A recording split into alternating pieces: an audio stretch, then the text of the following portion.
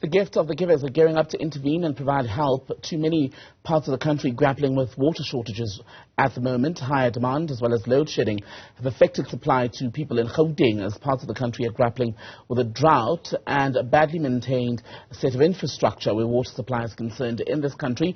Let's get an update now on Gift of the Givers' efforts and speak to the organization's founder, Dr Imtiaz Sooliman. A very good evening, Dr Sooliman. Welcome back to News at Prime. Where are you hearing the most urgent pleas for assistance at this moment? Good evening. It's a peace everywhere. It's ongoing. It's not something new. We've been delivering water for several years now. And right now, the last few days, we got calls again from medical personnel from Rahima Musa Hospital and Ellen Joseph. We had put in boreholes there earlier in the year, but we're sending a team there again to see if we can put additional boreholes. The ground is very difficult there. The rocks are difficult, but we're going to see if we can draw additional boreholes with the hope that we just solve the water problem permanently and just take them off the municipal grid altogether. So this week a team will be going to Rahima Musa and to Ellen Joseph after that. Whilst that's happening, in the Eastern Cape, for quite some time now, in several weeks, there seems to be some protests with municipal workers in parts of Amatola District Municipality. Areas like Fort Beaufort, Adelaide, Alice, Water and surrounding areas, we're delivering water with water tankers every day. We have to increase it from 2 to 4 water tankers. Businesses can't function, funeral homes can't wash bodies. We're sending water to them, to schools, to clinics, to hospitals, institutions, old age homes, orphanages. The call comes in from various areas all the time, and we're working Monday to Sunday. Then the other big crisis, of course, is the challenge to try to avert day zero in Weha. We've already, since we started in June, we've already drilled 45 boreholes in the area to augment the water situation in that city. And besides that, of course, post-KZN floods, the areas that had no water even before the floods. So we put in 17 boreholes in Tongaat, 6 in Howick, 3 in Escort, in Amzinto, in Amauti, in Harding, in parts of the South Coast. Those are all additional requirements. And the other worrying factor is in Free State. We've been drilling boreholes also in various areas of the Free State. And the big challenge to Free State, we've just heard that in 2024, the Highlands Water Project is going to shut down for 6 months. Water comes from Lesotho, which means there'll be no water in those areas, and we need to prepare for 2024 from now. And I'll get to the Free State issue in a moment, but I want to come back to Gauteng because in recent weeks, the last week really, since the heat wave last week, we've been talking a lot about the water situation. Gauteng officials say they're dealing with a multi-pronged problem to an extent where you've got the heat wave, right? But that then means people are using more water, sometimes in an effort to cool down. The power cuts are also having an impact on the ability to pump water in the province, consumption skyrocketing. How serious do you think is the possibility of an all-out water shortage in Gauteng, and have we fully understood just how bad the situation could be?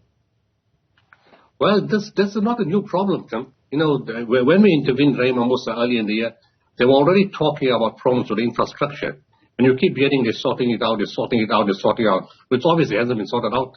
And the water cuts are becoming longer and more frequent and affecting more areas. That time when we were involved, it was talking about the south side of Johannesburg.